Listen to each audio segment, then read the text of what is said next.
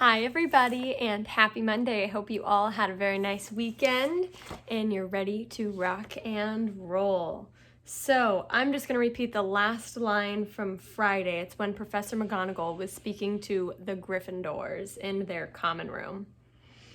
She had just given a long speech about the rules and what was happening with the attacks. She climbed somewhat awkwardly out of the portrait hole, and the Gryffindors began talking immediately. "That's 2 Gryffindors down, not counting a Gryffindor ghost, 1 Ravenclaw, and 1 Hufflepuff," said the Weasley twins' friend Lee Jordan, counting on his fingers. "Haven't any of the teachers noticed that all the Slytherins are safe? Isn't it obvious all this stuff's coming from Slytherin? The heir of Slytherin, the monster of Slytherin. Why don't they just chuck all the Slytherins out?" he roared, to nods and scattered applause. Percy Weasley was sitting in a chair behind Lee, but for once he didn't seem keen to make his views heard. He was looking pale and stunned. "Percy's in shock," George told Harry quietly. "That Ravenclaw girl, Penelope Clearwater, she's a prefect. I don't think he thought the monster would dare attack a prefect."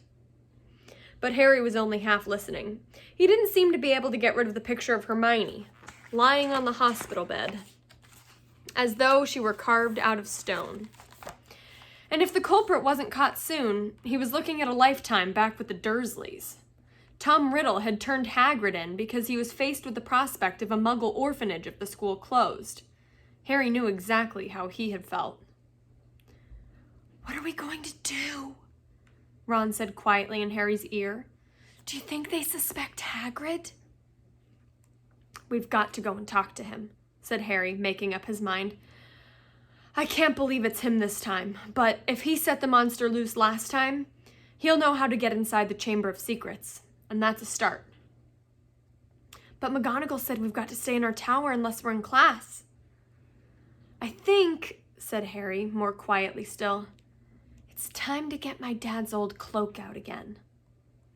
Harry had inherited just one thing from his father, a long and silvery invisibility cloak. It was their only chance of sneaking out of the school to visit Hagrid without anyone knowing about it. They went to bed at the usual time, waited until Neville, Dean, and Seamus had stopped discussing the Chamber of Secrets and finally fallen asleep, then got up, dressed again, and threw the cloak over themselves. The journey through the dark and deserted castle corridors wasn't enjoyable.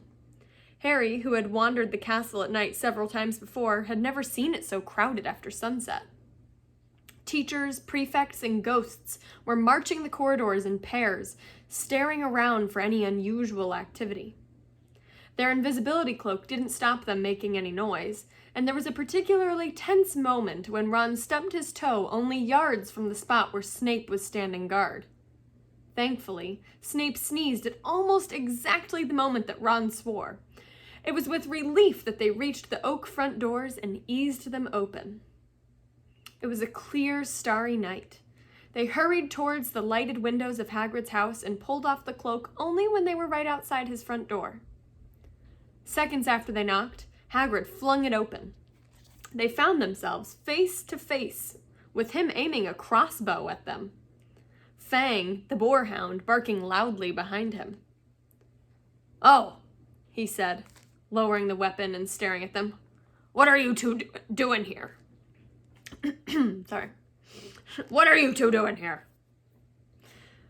"What's that for?" said Harry, pointing at the crossbow as they stepped inside. Nothing, Hagrid muttered. "I've been expecting... Doesn't matter. Sit down. I'll make some tea." He hardly seemed to know what he was doing. He nearly extinguished the fire, spilling water from the kettle on it, and then smashed the teapot with a nervous jerk of his massive hand. "Are you okay, Hagrid?" said Harry. "Did you hear about Hermione?" "Oh, I heard all right," said Hagrid, a slight break in his voice. He kept glancing nervously at the windows. He poured them both large mugs of boiling water. He had forgotten to add the tea bags, and was just putting a slab of fruitcake on a plate, when there was a loud knock on the door. Hagrid dropped the fruitcake.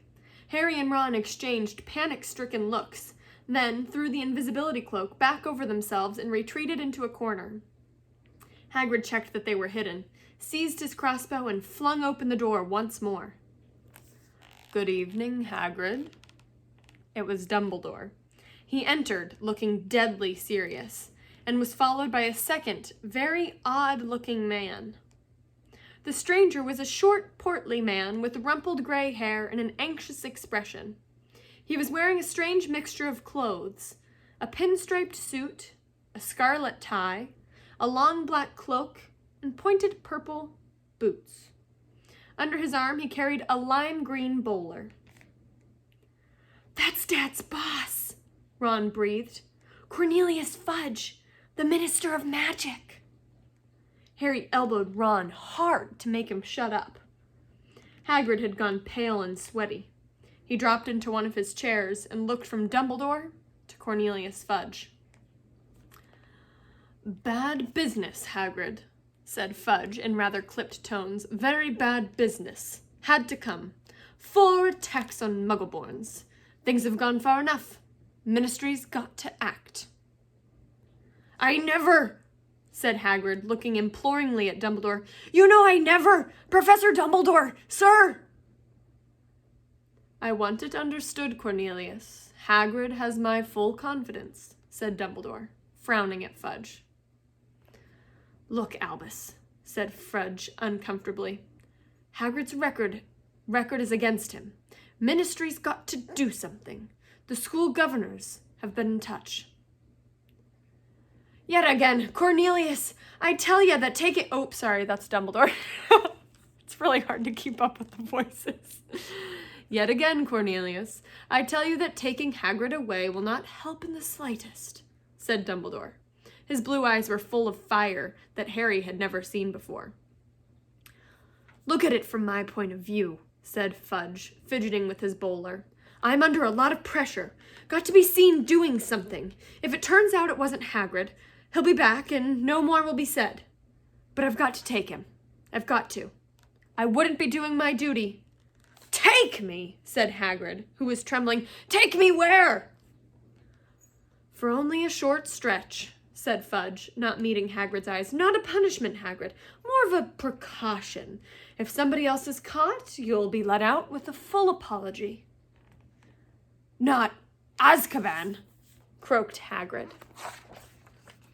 Before Fudge could answer, there was another loud rap at the door. Dumbledore answered it. It was Harry's turn for an elbow in the ribs. He'd let out an audible gasp. Find out tomorrow who it was. Happy Monday.